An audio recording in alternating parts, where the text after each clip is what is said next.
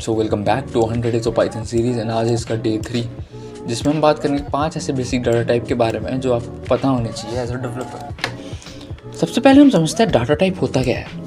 अब ये जो मैंने लिखा है भाई इसको तो इग्नोर करो, ये है थोड़ा इंग्लिश भाषा, हम तुमको सिंपल भाषा में समझाते हैं। पिछली वीडियो में हमने बताया था वेरिएबल एक बॉक्स की तरह होता है जो वैल्यू स्टोर करता है, बट वो किस टाइप की वैल्यू स्टोर करेगा। अगर हम उस वैल्यू को डाटा बोले तो किस टाइप का डाटा स्टोर करेगा, तो उसको कहते हैं हम डाटा टाइप। पर अब डाटा कितने प्रकार का होता है और मैं बताता हूँ डाटा कितने प्रकार का होता है। जैसे हम यहाँ पे आ चुके हैं data.py में, देख सकते हो मैंने यहाँ कुछ वेरिएबल लिए हैं 1 2 3 4 5, ठीक है। पहले वेरिएबल में लिखा हुआ एज, जिसका वेरिएबल का नाम है एज, एंड इसके इक्वल कर दिया 21 के। अब 21 एक इंटीजर है। इंटीजर वो होगा जिसके आप 7 डेसिमल नहीं लगाओगे। अभी ये इंटीजर है, अगर मैं कोई डेसिमल लगाता हूँ नंबर के साथ तो ये बन जाता है फ्लोट नंबर। अब जो वेरिएबल है इसके अंदर जो डाटा टाइप है जैसे यहाँ दिखा रहा है वो फ्लोट दिखा रहा है। इसके अंदर मतलब वेरिएबल के अंदर फ्लोट है। फ्लोट का कैसे पता चला कि अगर कभी भी नंबर के साथ कोई डेसिमल लगा हो तो इसका मतलब वो फ्लोट में आता है। उसके बाद नेम है आपका स्ट्रिंग टाइप। अब जब भी मैं आपको बोलता था कि प्रिंट के साथ कोटेशन में लिखो, कोटेशन में इसलिए क्योंकि अगर आप सिंपली अल्फ़ाबेट्स लिखोगे बिना कोटेशन लगाए तो वो एरर शो करेगा। तो अगर हमें उसको अल्फ़ाबेट्स को डिफाइन करना है तो हमें स्ट्रिंग यूज़ करना पड़ेगा, क्योंकि अल्फ़ाबेट्स हम स्ट्रिंग की फॉर्म में ही लिखते हैं।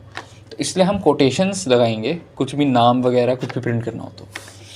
चौथा आपका टाइप है ट्रू और एक और है फॉल्स, वो आता है बुलियन डाटा टाइप में। बुलियन सिर्फ 2 हैं, ट्रू और फॉल्स। ये 2 वैल्यू जब भी आएंगी तो डाटा टाइप होगा बुलियन।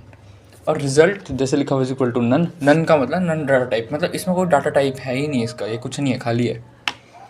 अब इन टाइप्स को अगर आपको भी चेक करना है कि आपकी कोई भी वैल्यू है कौन सा टाइप की है, तो एक कमांड होती है, यहाँ लिख देता हूँ मैं, टाइप, सॉरी कैप्स में है TYPE, और यहाँ पे कुछ भी लिख दो, जैसे मैंने लिख दिया एज। अब चाहे तो तुम इसको वेरिएबल में स्टोर कराओ, ठीक है, एक वेरिएबल में एज इसका टाइप स्टोर कराओ और फिर प्रिंट करा लो, या ऐसे भी कर सकते हो प्रिंट, और प्रिंट के अंदर डायरेक्टली लिख दो टाइप और ब्रैकेट के अंदर एज, ठीक है। ये कमांड याद रखना, अगर टाइप पता करना हो इसको तुम डायरेक्ट प्रिंट कराओ या वेरिएबल में स्टोर करके प्रिंट कराओ तो रिजल्ट ऐसा देगा।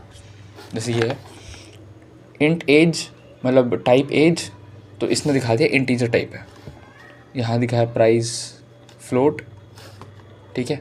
इधर है फिर तीसरा है स्ट्रिंग, चौथा है बुलियन, और 5 है नन टाइप, और लास्ट ये वाला जो मैंने ए ऐड करके करा था इसलिए यहाँ दिखाया इंट।